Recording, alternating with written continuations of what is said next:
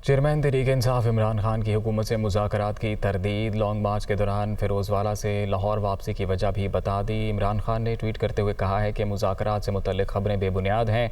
हमने रात में सफ़र ना करने का फ़ैसला किया, इसी वजह से वापसी इख्तियार की। 6 माह से मेरा सिर्फ साफ़ और शफाफ इंतखाबात का ही मुतालबा है। अगर मुज़ाकरात हुए भी तो सिर्फ एक यही मुतालबा होगा। दूसरी तरफ हुकूमती ज़राए के मुताबिक तहरीक इंसाफ के साथ कोई मुज़ाकरात नहीं हो रहे। 13 रुकनी कमेटी का मकसद इत्तेहादी जमातों को फ़ैसला साजी में शामिल करना है। लॉन्ग मार्च से कैसे निपटा जाए, फ़ैसला इत्तेहादी जमातों पर मुश्तमिल कमेटी करेगी। PTI के साथ मुज़ाकरात का कोई इम्कान नहीं। वज़ीर आला पंजाब चौधरी परवेज़ इलाही का कहना है कि इमरान खान किसी हुकूमती कमेटी से नहीं बल्कि वहाँ बात करेंगे जहाँ बात बनती है। लॉन्ग मार्च का मकसद इलेक्शन की तारीख लेना है और मामलात बेहतरी की तरफ जा रहे हैं। कप्तान मेरे लीडर हैं, जो कहेंगे वही करूँगा। नून लीगी अरकान बहाल भी हो जाएं तो हमारी हुकूमत का कुछ नहीं बिगाड़ सकते। चौधरी परवेज़ इलाही दुनिया न्यूज़ के प्रोग्राम नुक्ता नज़र में बातचीत कर रहे थे। मेरी शुरू में मुलाकात हुई बाजवा साहब से। बाजवा साहब नहीं मान रहे थे। बाजवा साहब कह रहे थे, यार चौधरी साहब आप क्यों लड़ते हैं नवाज शरीफ साहब, बड़ा अच्छा आदमी है, ये है वो है। मैंने कहा जी आज क्या तारीख है और 2 महीने बाद आप देखना, आपने कुछ नहीं करना, जो कुछ होना है उसी से होना है। कहते तुम नजूमी हो, मैं कहा जी नहीं, मैनू अल्लाह का भरोसा है। तो शरीफा नू जिन्ना असी जानने हैं शायद ही कोई जानता हो। अब इंशाल्लाह आप देखेंगे कि जब लॉन्ग मार्च लॉजिकल एंड तक जाएगा, वहाँ तक रेड जोन का उन्होंने कहा है कि जो सुप्रीम कोर्ट ने कहा हमने रेड जोन में नहीं जाना, नहीं जाएंगे। और एक्सप्रेस वे को उन्होंने लिख के दिया जी हमें ये दे दें, जहाँ फजल रहमान साहब ने धरना किया था। और इंशाल्लाह ताला उसके बाद फिर आपको जो चीज़ नज़र आएगी वो पॉजिटिव नज़र आएगी, मुल्क के हक़ में बेहतर नज़र आएगी, जमहूरियत के हवाले से बेहतर नज़र आएगी और मामलात को हल होते हुए देखेंगे।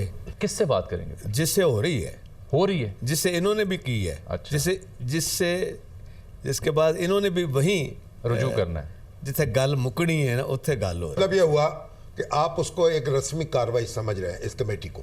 नहीं, वो मैं नहीं उसके ऊपर कमेंट नहीं करना चाहता। जो अपॉइंटमेंट है आर्मी चीफ की, उससे कोई ताल्लुक है हालात का जो आने वाले हैं? शामी साहब आपने ऐसा सवाल किया कि जैसे बिल्कुल बंदा चूचा नहीं होता।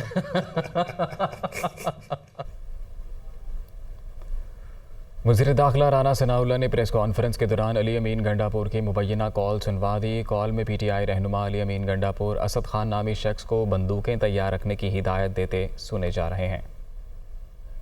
ये अली खान सर क्या पोजीशन है? सर पोजीशन तो A1 है, आप सुनाए। बंदूकें कितनी हैं? बहुत हैं। लाइसेंस भी बहुत है। बंदे भी जितने चाहिए होंगे सर। अच्छा, हम यहाँ पे कैंप लगा रहे हैं, यहाँ पे 7 गरीब तरीके कॉलोनी है, जहाँ पे कार बांध घुस जाए, ये तो प्रभाव जाए। उधर का साथ कौन सी गरीब तरीके कौन सी है वो आखिर में कौन सी कॉलोनी साथ लग रही है? हमारे यहाँ बॉर्डर पे इस्लामाबाद पिंडी के बाद टुलपादे के बाद लेफ्ट साइड पे टॉप सिटी है, कैपिटल है, कौन सी है? टॉप भी है, कैपिटल भी है, बहुत सारी है। बताएं। टॉप तो एयरपोर्ट पे है ना? टॉप तो एयरपोर्ट वाली साइड पे है ना। मैंने पूरा नक्शा भेजा था आपको। मैं मुझे मिला हुआ है नक्शा।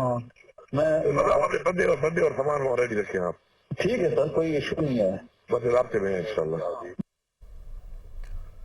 अली अमीन गंडापुर की बंदे और सामान तैयार रखने की हिदायत की मुबैना ऑडियो सामने आ गई। वफाकी वज़ीर दाखिला ने PTI रहनुमाओं पर लॉन्ग मार्च के दौरान बदअमनी के प्लान का इल्ज़ाम लगा दिया। राना सनाउल्लाह ने मंजर-ए-आम पर लाई गई गुफ्तगू के फॉरेंसिक ऑडिट का भी चैलेंज कर दिया। कहते हैं ऑडियो दुरुस्त साबित होने पर एक्शन का ऐलान किया जाएगा।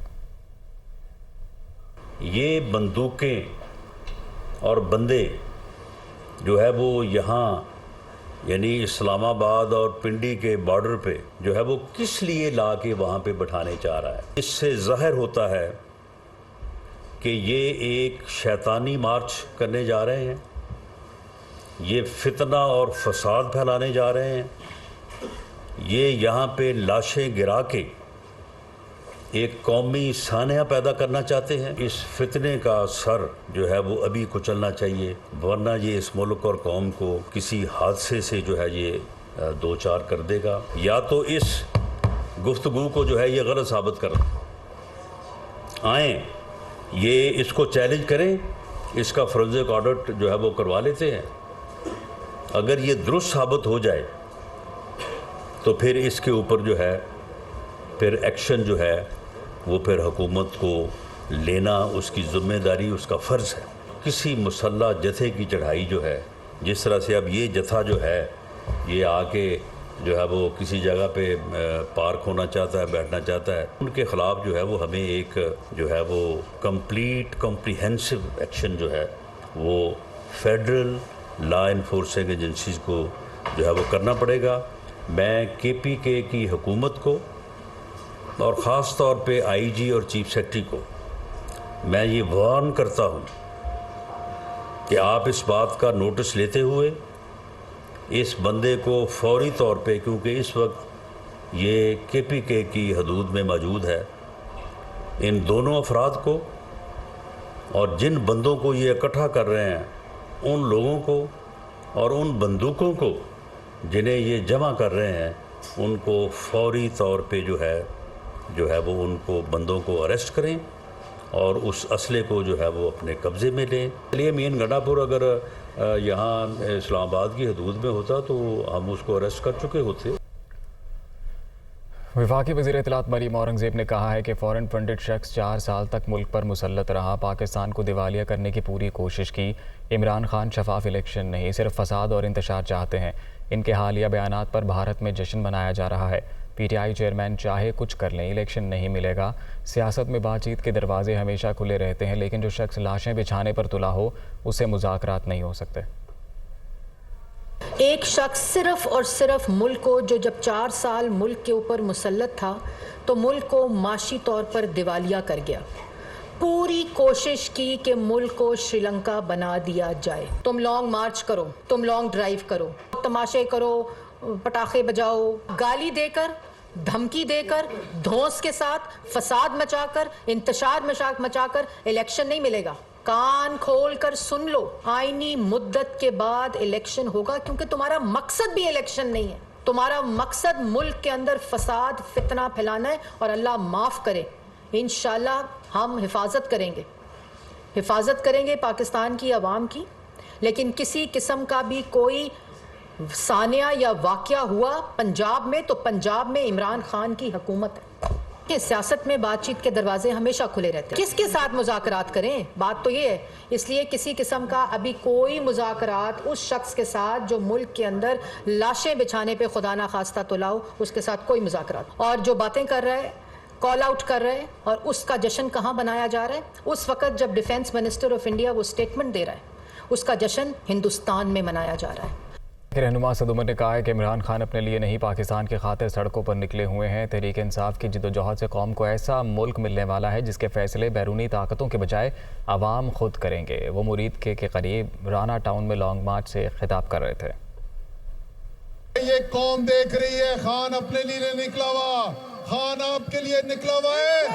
आपको इंशाअल्लाह ताला कप्तान के साथ एक ऐसा पाकिस्तान मिलने जा रहा है जिसमें पाकिस्तान के फैसले ना वॉशिंगटन DC में, ना लंदन में, ना पाकिस्तान में बंद कमरों में होंगे।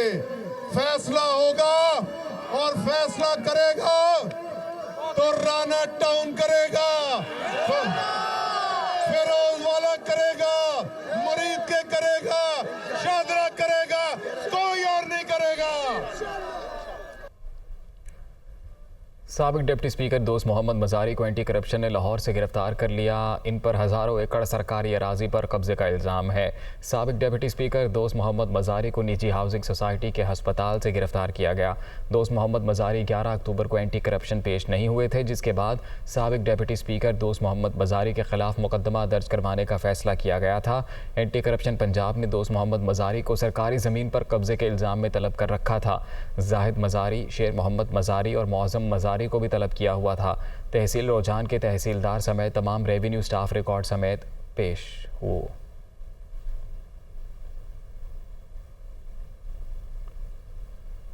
जिला कुरुम के हल्का NA-45 में ज़िमनी इलेक्शन के लिए पोलिंग आज होगी। इमरान खान ने अपने पैगाम में अवाम से बल्ले पर मोहर लगाने की अपील की है।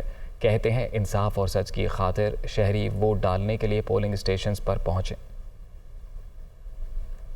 मैं अपने सारे कुरुम के रहने वाले पाकिस्तानियों से ख़ास तौर पे आज अपील करता हूं कि आपने वोट डाली है इंसाफ को, आपने वोट डालनी है तब्दीली के लिए।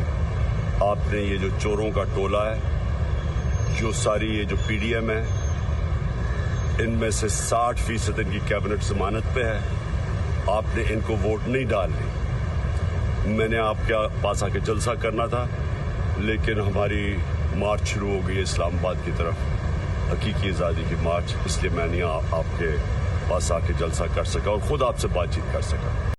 साबिक कप्तान वसीम अकरम ने एतराफ़ किया है कि वो क्रिकेट से रिटायरमेंट के बाद कोकेन की लत में मुब्तला हो गए थे। अलबत्ता अपनी पहली बीवी की वफ़ात के बाद इस आदत को तर्क कर दिया था। 56 साला साबिक फास्ट बॉलर वसीम अकरम अपनी नई स्वाने उम्री में लिखते हैं कि 2003 में रिटायरमेंट के बाद वो दुनिया भर में TV पर बतौर तज्ज़ियाकार खिदमात देने लगे। इसी दौरान उन्होंने कोकेन का इस्तेमाल शुरू कर दिया था। उन्होंने बताया कि शोहरत का कल्चर पुरकशिश होता है और आपको ख़राब भी कर सकता है। आप एक रात में 10 पार्टियों पर जा सकते हैं और कुछ जाते भी हैं। इसका उन पर बहुत बुरा असर हुआ, लेकिन साथ ही वाज़े किया कि उनकी पहली अहलिया को उन्हें नशे की लत से निकालने की बड़ी फ़िक्र थी। इंजरी को मात देने वाले साबिक number 1 tennis star Rafael Nadal और नोवाक जोकोविच पेरिस मास्टर्स में इन एक्शन होंगे। टेनिस सीजन के आखिरी इवेंट पेरिस मास्टर्स 1000 का आगाज़ 31 अक्टूबर से पेरिस में शुरू होगा, जिसमें साबिक नंबर 1 राफेल नडाल और नोवाक जोकोविच भी कमबैक करेंगे। स्पेनिश खिलाड़ी राफेल नडाल को सीजन के आखिरी ग्रैंड स्लैम US ओपन में इंजरी के बायस आउट हो गए थे, जबकि सर्बियन स्टार भी कोर्ट में उतरेंगे और जीत के साथ साल का अख्ताम करने की कोशिश करेंगे। और अब मौसम की बात करें तो मुल्क के बेशतर इलाकों में आज मौसम खुश्क, जबकि शुमाली इलाकों में सर्द रहा। कम से कम दर्जा हरारत लेह में -4 डिग्री रिकॉर्ड किया गया। महकमा मौसमियात के मुताबिक मुल्क के अक्सर इलाकों में कल भी मौसम खुश्क, जबकि शुमाली इलाकों में सर्द रहेगा। आज बालाई इलाके शदीद सर्दी की लपेट में रहे। लेह मुल्क का सर्द तरीन मकाम रहा, वहाँ दर्जा हरारत -4 डिग्री सेंटीग्रेड रिकॉर्ड किया गया। स्कर्दू, ज़ियारत और कालाम में दर्जा हरारत 1 डिग्री सेंटीग्रेड रिकॉर्ड किया गया।